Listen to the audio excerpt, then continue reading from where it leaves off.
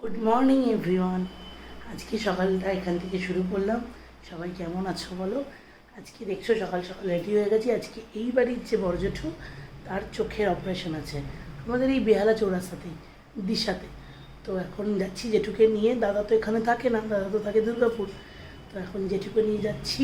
সকাল সকাল একদম ব্রেকফাস্ট করে সমস্ত কিছু হয়ে গেছে, এখন যাচ্ছি। মেয়ের তো আজকে আমার স্কুল ছিল, আজকে তো স্যাটারডে, তো মেয়েও স্কুলে চলে গেছে। চলো আজকে দিনটা এখান থেকে শুরু করা যায়, চলো। এই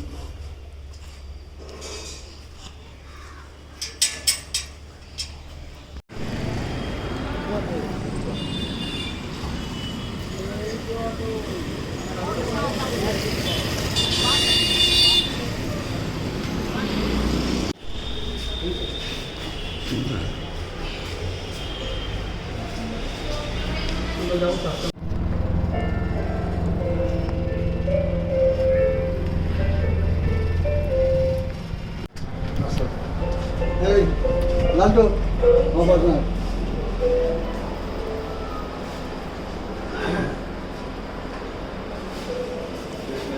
বাড়ির লোক নিয়ে যাবে সাথে যেখানে একদিন যেতে পারবে।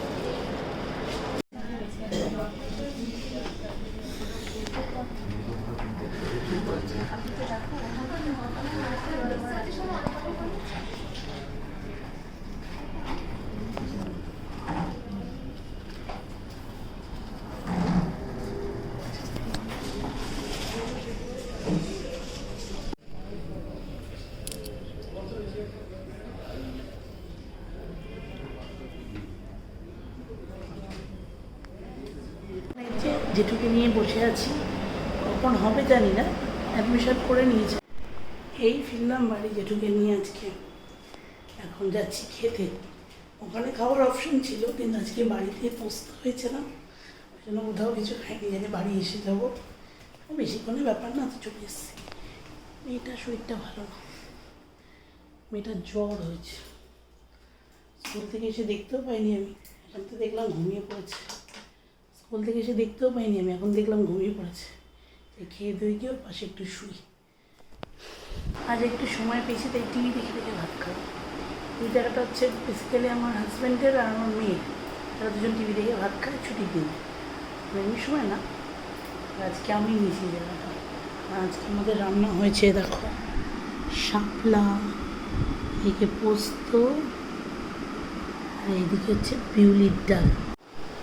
খাওয়া শেষ, টিভি দেখাও শেষ।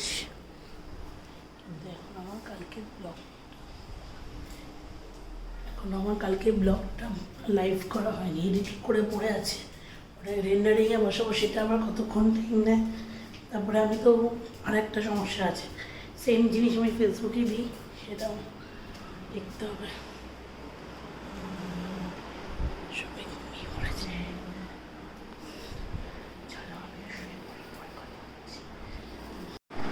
সেই যে দুপুরবেলা জেঠুকে নিয়ে এলাম, সে রেসিপি দেখলাম, তারপরে আর ফোনটাই ধরা হয়নি। আসলে কী ধরবো বলো তো, মেয়েটার জ্বর জানো, মানে যখন এসছি বাড়িতে তখনই শুনেছি ওর জ্বর। এবার ওর বাবার কাছে দুপুরবেলা ওষুধ টষুধ খেয়ে শুয়ে পড়েছিল। তো তারপরে যখন বিকেলবেলা উঠলো 5টা 5:30, গায়ে বেশ জ্বর, তো কিছু খেতে চাইছে না। সেই ওকে নিয়েই বসেছিলাম। মানে বাচ্চা কাচ্চার জ্বর হলে না, তখন আর কোনো কিছুরই কাজে মন লাগে না। আমি যখন অফিস করতাম তখন মেয়ের যদি শরীর খারাপ হয় না, মানে আমার আর যেন শরীরই চলে না। আমি মনে হয় বেশি স্ট্রং না, নার্ভাস ব্রেকডাউন হয়ে যায়। মানে ওর বাবা যেমন ওষুধ টষুধ খাওয়ানো সমস্ত কিছু ওর বাবা করে, আমি শুধু পাশে চুপ করে বসেই থাকি। মানে এত টেনশন হয়, জ্বর কমছে না, এই করছে না, সেই করছে না। তো আর তখন ইচ্ছাই হয়নি ফোন ধরে আর কিছু করি। তো এখন রাত হয়ে গেছে, বাবার কাছে শুয়েও পড়েছে, এখন ঘুমায়নি, এখন গল্পের বই পড়া চলছে। তো আজকে তো নাচের স্কুলে যেতে পারলো না, জানি না কালকে আঁকার স্কুল আছে, আবার বিকেলবেলা নাচের স্কুল আছে, কতটা কী পারবে করতে। তো আজকের দিনটা চলো ভাবলাম যে আর শরীর খারাপ ব্যাপারটা আমার ব্লগে বলবো না, দেখো সেই মেয়েটার শরীর খারাপ হয়ে গেল। তো যাই হোক, সবাই সুস্থ থাকো। এই সময় কিন্তু এই ভাইরাল ফিভারটা সবার হচ্ছে, মেয়ের স্কুল থেকেই হয়তো হয়েছে, তোমাদেরও যাদের বাড়িতে বাচ্চা আছে খুব সাবধানে রাখো, তাহলে সুস্থ থাকো, তোমরাও সবাই ভালো থাকো। আবার দেখা হবে কালকে, যদি মেয়েটার শরীর ভালো থাকে তাহলে হাসি মুখটা আবার দেখতে পাবে, নাহলে আবার এরকম এরকম করে দুঃখ করে তোমাদের সাথে কথা বলতে হবে। তো চলো টাটা, আজকের মতন গুড নাইট, আবার দেখা হবে কালকে, বাই।